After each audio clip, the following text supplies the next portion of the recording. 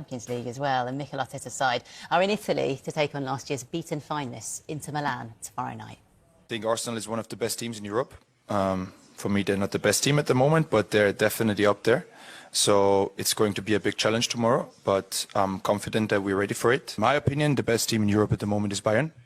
They play really good football. They score so many goals. I've seen the goal difference that they had to how much they scored, and also the ones that they couldn't concede. This season they are first in Premier, first in Champions, and yeah, this is a proof that this club it's competitive, and it's one of the team together with Bayern, in my opinion as well, are the strongest in Europe.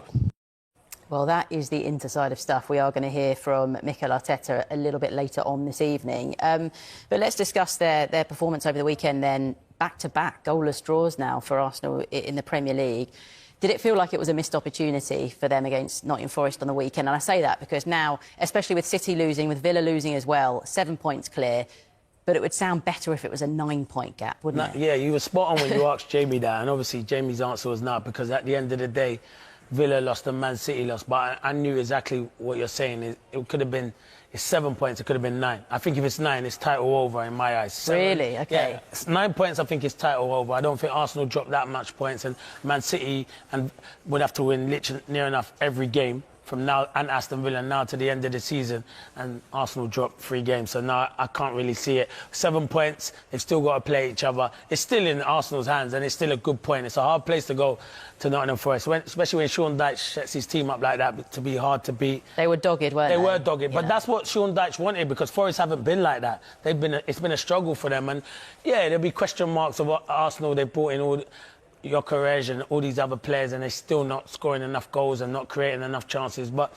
you can have games like that where the team frustrate you. You've seen it before with Nottingham Forest. It's not a worry about them not scoring goals and 2 goalless draws, because they're still 7 points clear. I think if the gap was closing, then I'd start worrying a bit more. But now, I still think Arsenal are favourites to win the Premier League. What do Arsenal need to do then? And more importantly, what does Mikel Arteta need to do with his side? Do they need to take more risks in games like that? Yeah, I think they are taking risks. The side they picked, they changed the wingers around. They didn't play Trossard or Saka.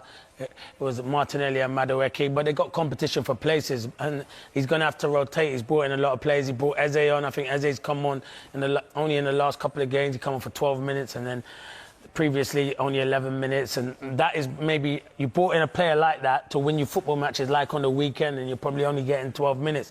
Odegaard's the man in possession of the shirt at the moment, and probably deserves it because he's been in good form. But then you're looking at the goal scoring. You brought in Victor Gyökeres to score goals, and at the moment he's not scoring the goals. And now you're going to have Kai Havertz fit, Gabriel Jesus. I like them 2 players, but it just looks like they don't have that natural number 9 who could score goals, and they thought Victor Gyökeres was the one, and at the moment he's not doing it. How much of an issue is the fact that he's not finding the back of the net? See, it's not an issue either. It's not an issue because at the moment, as I said, 7 points clear, and they're still winning football matches. So that's despite points. That then, isn't it? Yeah, despite that. Imagine if he is scoring goals. They would have run away with the league at the moment. But it's difficult for him because I'm looking at him, and Victor Gyökeres is a person, he wants to occupy defenders. So in certain games, when Arsenal have games and they're spacing behind, Victor Gyökeres is perfect to play but when teams are going to defend deep, then you need players who are going to have that creativity to cause teams problems, like a Gabriel Jesus, like a Havertz that can drop into pockets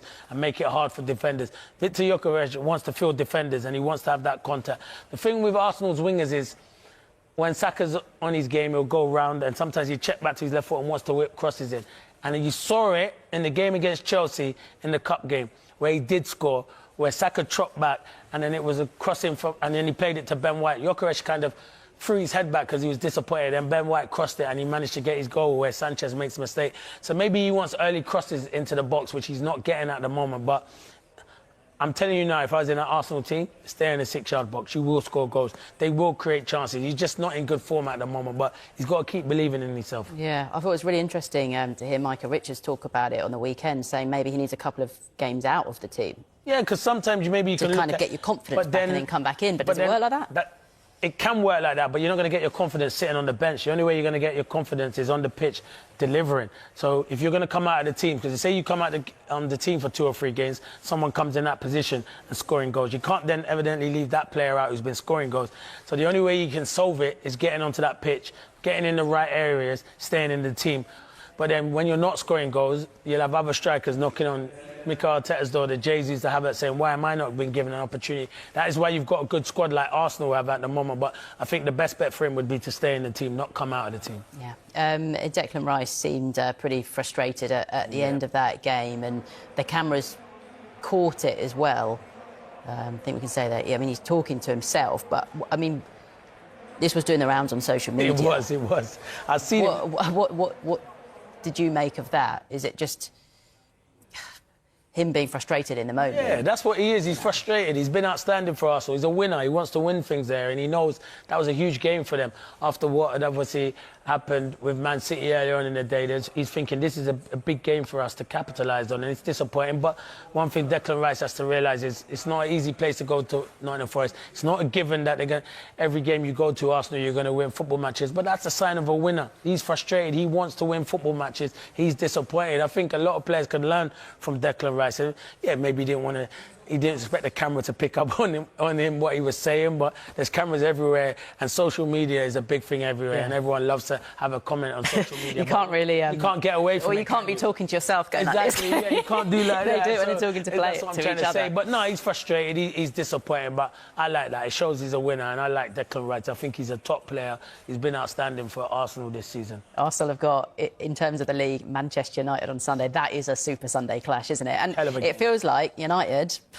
maybe a different prospect now after that performance against City. This is the test, and this is going to be a huge game. Obviously, coming off the back of 2 goalless draws for Arsenal, then you're going to be looking at it and saying, oh, it's a big game for them, and Man United being in good form. But, yeah, it's going to be a hell of a game. I think it's a good game. It's a good challenge for Man United. We spoke so well how positive they were on the weekend. It's a big game for Arsenal to bounce back. So, yeah, that is a Super Sunday. It's one I'm really looking forward to. Yeah, you and me both. A reminder, then, that next up, in Arsenal next. Yeah, listen, Arsenal, exactly. It'll be a different game. You're the perfect person to ask about Lisandro Martinez's comments that he aimed at Paul Scholes after the match, because Scholes and Nicky Butt had been talking about him and this potential battle, of course, with Erling Haaland in that match on Saturday. But Martinez saying, come and say it to me. Come over to my house if you want. And Scholes replying on social media saying, I'll come round for a cup of tea. Yeah. Should he go round for a cup of tea? Should they talk it out? He should. I mean, I am one to know how this sort of feels. Yes. Certainly getting into disputes with players.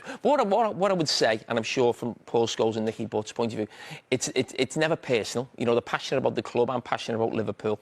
But I do think in our job, we give opinions on players and managers. So if someone wants to give an opinion on us, you've got to take it. You know, you can't be one way. Yeah. So listen, I think Paul Scholes made a really good joke about it. Hopefully they'll have a little cup of tea together, shake on it, and move on from there. And that's it. Right, let's talk about the club you are very passionate about then in Liverpool. 6 draws now in their last 9 Premier League games. What's been, I don't know, maybe most concerning for you? What are the issues that we've seen across this run, and does Arne Slot have the answers? The concerning thing over this run is Liverpool are playing with the handbrake on. Now, I don't think that was the case at the weekend. I think Liverpool played really well, and sometimes you have to accept